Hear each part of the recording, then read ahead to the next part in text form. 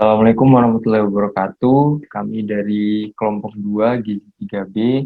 Kami di sini ingin sedikit menjelaskan tentang stres pada setiap periode kehidupan manusia. Kelompok kami beranggotakan yang pertama Lutfia Nurhanti, yang kedua Fazlina Silvi Baroroh, yang ketiga Khadijah, yang keempat Dina Rohadatul Sapitri, dan saya sendiri dan Nurisan. Untuk penjelasan pertamanya, stres pada masa bayi yang akan dijelaskan oleh Mbak Khadijah. Kepada Mbak Khadijah dipersilahkan. Stres pada masa bayi diawali dengan lingkungan yang tidak ramah atau unfamiliar dan keharusan bayi untuk menyesuaikan diri dengan tuntutan dan peraturan orang tua. Dalam prosesnya, bayi mengalami kesulitan sehingga menimbulkan sikap ketidaksenangan ibu dengan perilaku anak yang tidak sesuai kehendaknya. Lalu, dengan begitu muncullah stres pada bayi. Baiklah, berarti kalau bentuk stresnya bayi itu bisa berupa penolakan begitu ya Mbak ya? Ya, dia penolakan, tidak mau ditenangkan oleh ibunya, susah diatur, seperti itu. Baiklah, untuk selanjutnya yaitu stres pada masa anak-anak. Stres pada masa anak-anak ini dihasilkan dari suatu kejadian atau serangkaian pengalaman yang dimaknai negatif dan tidak dapat dihadapi atau dilalui oleh seorang anak sendiri. Anak ini memaknai kejadian tersebut sebagai sesuatu yang tidak menyenangkan atau menekan pada dirinya.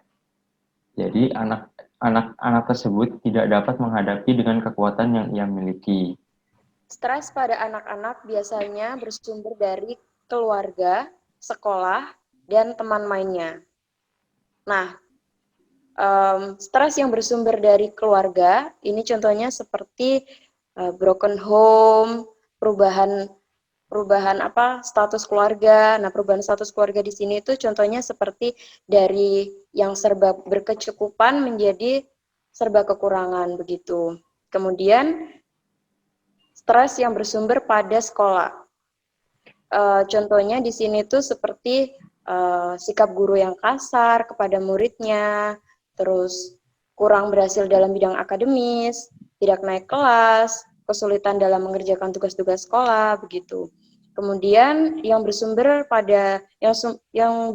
dari teman itu pembulian dan penolakan terhadap teman, begitu. Next. Nah, terjadinya stres pada anak itu dipengaruhi oleh 3 hal. Yang pertama itu waktu kejadian, kemudian tipe kepribadian anak, dan lingkungan anak. Nah, di sini yang dimaksud waktu kejadian itu adalah misalnya waktu kejadian pembulian, begitu. Kemudian tipe kepribadian anak itu yang di sini itu yang dimaksud di sini itu adalah tipe kepribadian dibagi menjadi 2, yaitu tipe kepribadian A dan tipe kepribadian B. Nah, tipe kepribadian A ini biasanya seorang anak yang rentan terhadap stres. Ciri-ciri dari tipe kepribadian A ini adalah anak-anak yang agresif, ambisius, begitu, mudah marah dan kurang sabar begitu. Kemudian yang tipe kepribadian B itu adalah anak-anak yang kebal terhadap stres. Contohnya di sini itu ciri-ciri dari tipe kepribadian A, tipe kepribadian B itu adalah anaknya tuh ambisius yang wajar-wajar saja, tidak agresif, sehat dalam berkompetisi, dan tidak memaksakan diri, penyabar, tenang, dan lain-lain gitu. Kemudian yang lingkungan anak, yang dimaksud di sini yang lingkungan anak adalah kondisi lingkungan yang besar pengaruhnya terhadap kesehatan seorang anak. Misalnya soal perumahan, pindah tempat tinggal, penggusuran, terus kemudian hidup dalam lingkungan yang rawan atau kriminalitas dan lain-lain sebagainya, begitu. Baik, selanjutnya untuk stres pada masa remaja akan dijelaskan oleh Dinar Rohadatul Sapitri. Kepada Dinar dipersilahkan. Baik, stres pada masa remaja sendiri dipengaruhi oleh yang pertama, konflik dan pertentangan peraturan dari orang tua. Dan dilanjutkan, karena sebab tersebut remaja merasa tidak bebas. Dan dari kekangan dan ketidakbebasan itu, remaja mengalami kesulitan penyesuaian diri dengan pergaulan teman-temannya. Karena dapat kita ketahui, masa remaja sendiri adalah masa di mana mereka beradaptasi atau mencari siapa sih diri mereka sendiri itu. Nah, karena mereka sering dikekang, jadi mereka mengekspresikan kesulitan mereka tersebut dengan hal-hal yang negatif, seperti halnya membolos sekolah, terus keras kepala, dan suka melawan kepada orang tua, dan mereka cenderung suka dibully. Terus mereka juga mengekspresikannya dengan minum-minuman keras dan narkoba, dan juga suka berbohong. Karena sering dikekang tersebut, mereka tuh kayak ngerasa kurang bebas. Sedangkan pada masa remaja ini sendiri, itu tuh masa dimana mereka tuh banyak tekanan, banyak masalah atau badai-badainya seperti itu. Dan selanjutnya ada pendapat dari Neltman 2004, yaitu beberapa faktor yang mempengaruhi stres pada masa remaja. Yang pertama, biological stress, yang dipengaruhi oleh pertumbuhan fisik dan pertumbuhan pola aktivitas. Pada umumnya, pertumbuhan fisik pada remaja terjadi sangat cepat, terutama untuk remaja putri pada usia 12-14 tahun dan remaja putra dari usia 13-15 tahun. Nah, pada masa pertumbuhan dia merasa bahwa semua orang tuh melihat dirinya dan mereka tuh merasa sering kayak tidak percaya diri dan lain-lain. Terutama hal kecil sekalipun seperti misalnya tubuhnya jerawat itu pun menjadi masalah yang menimbulkan stres karena pemikiran mereka yang masih sempit seperti itu. Dan yang kedua adalah perubahan pola aktivitas. Nah, pada masa remaja ini mereka menjadi semakin sibuk sekolah, sibuk bekerja, sibuk bersosialisasi, dan sehingga remaja itu kurang istirahat atau kurang tidur. Dan dari beberapa hasil penelitian menunjukkan bahwa kekurangan tidur juga dapat mempengaruhi atau menyebabkan stres. Yang kedua yaitu family stress, yang disebabkan oleh tuntutan orang tua yang menyebabkan remaja merasa ingin bebas.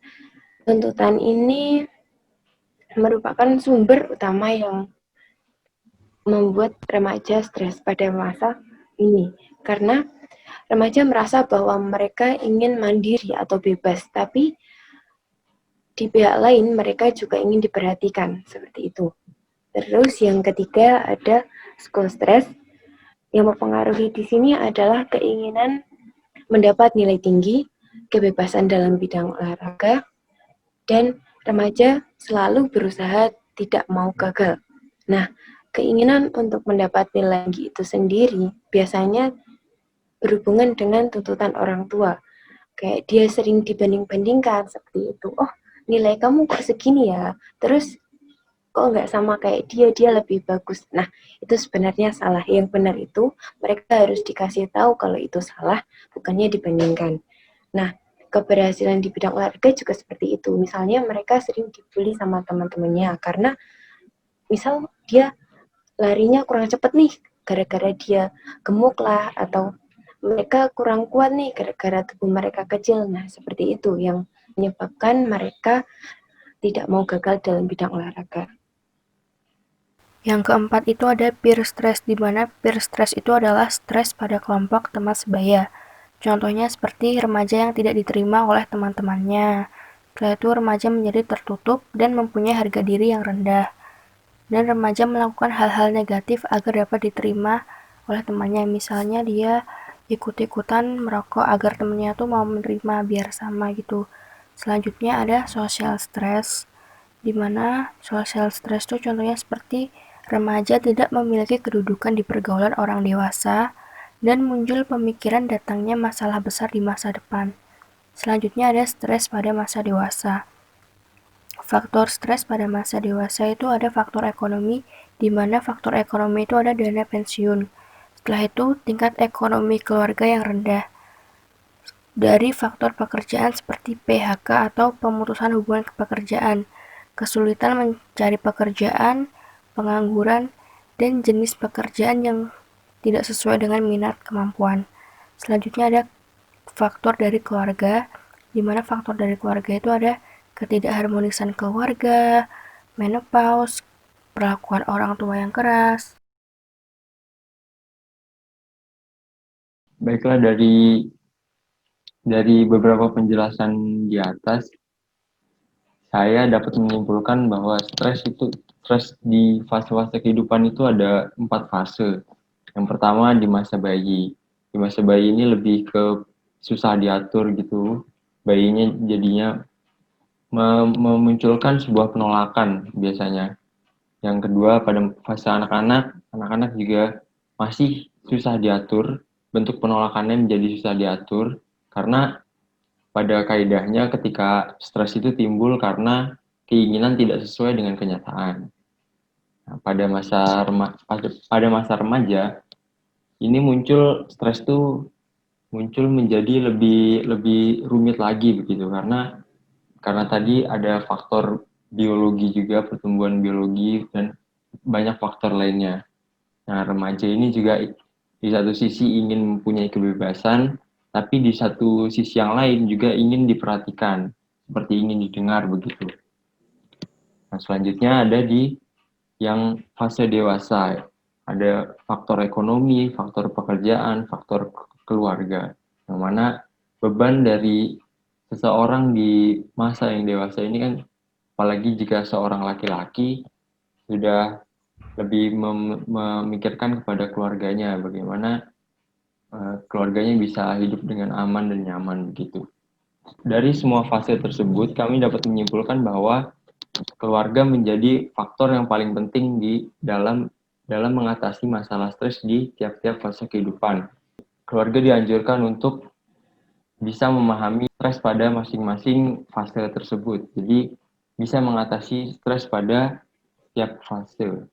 Jadi pesannya, nikmatilah fase demi fase kehidupannya, karena masing-masing fase kehidupan itu punya kadar stresnya masing-masing.